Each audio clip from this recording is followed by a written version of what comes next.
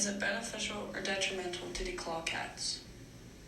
What exactly is declawing, and what are some issues that go along with it? Also defined as onychectomy, cat declawing is a very painful procedure and does indeed require anesthetic and proper pain meds. It is very controversial between veterinarians and owners. It is believed by some that it is beneficial to prevent some behavioral issues. However, some also believe it is more detrimental to the cat and can cause extreme physical changes. The procedure itself involves removing not only the claw of the cat, but the first digit that goes along with it. This can cause many problems and complications for the cat. Some things within the first while after surgery can include wound dehiscence, infection, ischemia, and hemorrhage. Issues that may develop over time are extreme pain, lameness, claw regrowth, and even paralysis. There are many alternatives to declawing cats. Unfortunately, many owners are unaware of these alternatives and in fact what the procedure involves entirely. Of course, there are always two sides to an argument, and there will always be people that are for and against. Some arguments made by people that are against cat declawing may include: it is the equivalent of having the tips of your fingers cut off. It can make your cat less likely to use the litter box properly because it actually hurts them to dig. It can make your cat more likely to resort to biting as a defense mechanism because they no longer have their claws for natural defense. Being scratched by your cat has a lot less risks for infection than bites, cat litter, or any fleas carried by said cat. Scratching is a regular behavior performed by cats in order to get rid of any dead claws, marking their territory, and stretching. Declawing can lead to much worse behavioral issues than what cats normally do or what we were dealing with before. There are many medical issues that go along with declawing, such as regrowth of the claws, nerve damage, pain in their paws, tissue death, lameness, bone spurs, and even back pain. There are plenty of other ways to stop cats from performing any unwanted scratching, and many of them are readily available to any cat owner. Keeping their claws trimmed, allowing them access to scratching posts, something like soft paws, or using a specific tape to discourage the cat from scratching on furniture. Some arguments made by people that are for cat declawing may include: cats that scratch can easily destroy furniture, curtains, and wood trim. Declawing is a way to prevent this destruction. Any immunocompromised people in the household are at a higher risk for acquiring any health issues from a cat scratch. Cat declawing is a better alternative than putting the cat in a shelter, forcing them to live outside instead of being allowed in their home, or even euthanization.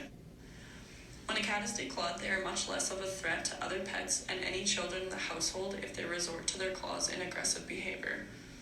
Although the claws and last digit is removed, most cats still have normal functions such as walking, climbing, and using their pad to feel. Some people may feel more comfortable and safer around their cats when they're declawed and not able to hurt them. This can improve a bond and relationship between cat and owner. My position on cat declawing is that there are no positive benefits that come from it. It is very detrimental to the natural structure and behavior of a cat, as they use their claws for many different things in their life, and it is not because they are trying to destroy your favorite chair or get revenge. Scratching is a very natural behavior performed by cats in order to remove dead claw sheaths, marking their own territory, and even stretching. I believe that cat scratching is very preventable, and there are many different ways we can do this. Anything like a scratching post, giving them a cardboard box, placing soft paws on their claws, or even sticky tape to discourage scratching at furniture. I also believe that it is important to fix this behavior at an early age in order to prevent anything worse in the future. Cat declawing is especially bad for cats that are indoor/outdoor because it takes away one of their only natural defense mechanisms, their claws, and they are unable to climb properly, scratch anything that they are defending against, and it is very painful for them to dig at anything like soil or even cat litter. Declawing cats has many altering effects both physically and behaviorally. It can cause lameness, infection, regrowth of claws, arthritis, bone spurs, tissue death, and even back pain. Behaviorally, it can cause a cat to resort to biting because they no longer have claws. It can also cause inappropriate elimination because it hurts them to dig in their litter boxes. In conclusion, I have nothing good to say about cat declawing, and I believe that it just causes them more pain than anything good. If people can't stand their cat scratching it is a natural behavior and they feel the need to declaw them because they don't want their favorite chair ruined, then they either should have taught their cat proper behavior on where to scratch earlier on, or take proper measures now to fix it. And if they can't do that, then I don't think a cat is the best pet for them to have.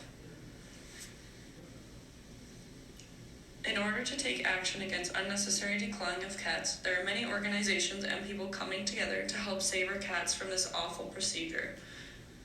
So what are some things that have already been done to take action? 7 out of 10 provinces in Canada have banned the practice. Nova Scotia, British Columbia, Prince Edward Island, Newfoundland and Labrador, Alberta, New Brunswick, and Manitoba. It was banned by the veterinary associations of each province. Banning the practice is not as prominent in the States as only a few cities have banned it and one state. Los Angeles, San Francisco, and Denver have banned it, and New York has created an anti-declawing bill. The PAW Project is another organization that is working to educate and create bans/laws against cat declawing. Their mission statement says, "The PAW Project's mission is to educate the public about the painful and crippling effects of feline declawing, to promote animal welfare through the abolition of the practice of declaw surgery, and to rehabilitate cats that have been declawed." What can I do to take action? There are tons of things that me and many others like me are able to do in order to take action against cat declawing and take a stand. I can like the PAW Project on social media to get the word out and help educate people who may not know about it. Join the PAW Project mailing list for any reason, such as education and advocacy, general interest, the veterinarian list, and any volunteer jobs. You can join the PAW Project team in areas such as public relations, advertising, social media, design, or printing. Watch the PAW Project movie, promote it, and host a screening. You can even hold a fundraiser for the PAW Project and make donations.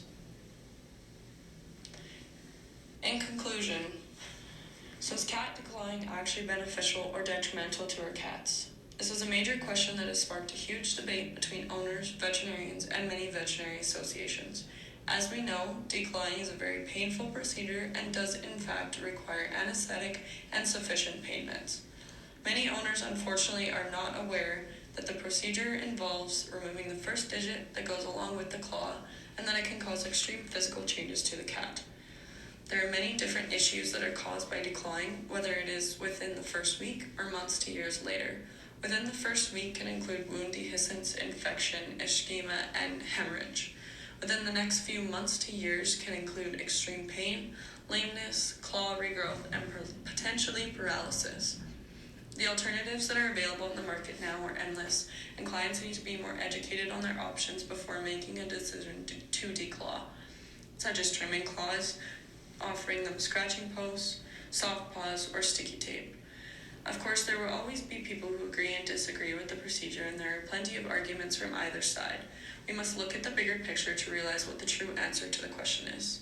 Cats can destroy furniture, put immunocompromised people at risk, considered a threat to some people when they have their claws, and viewed in a way that their life is better being declawed than put into a shelter or euthanized. Their claws are a natural defense mechanism, and it is almost as if they are lost without them. They use their claws to get rid of any dead claw sheaths, marking territory, and stretching. Due to it being natural for them, when we declaw, it can cause a lot more behavioral issues than what we were dealing with before, such as inappropriate elimination. This is because it does hurt them to dig in the litter box, and biting instead of scratching. There are many actions being taken to prevent and protect against cat declawing, such as the 7 out of 10 provinces in Canada that have passed a law against it, 3 cities in the US that have banned it, and 1 state has created a law against it. The PAW Project is also another organization that is working to educate owners and create bans/laws against the procedure. It is important for us as veterinary professional staff and owners to be educated and to educate others on the procedure and the detrimental effects it has on cats. My bibliography for information and the bibliography for all of the photos that I used in this presentation.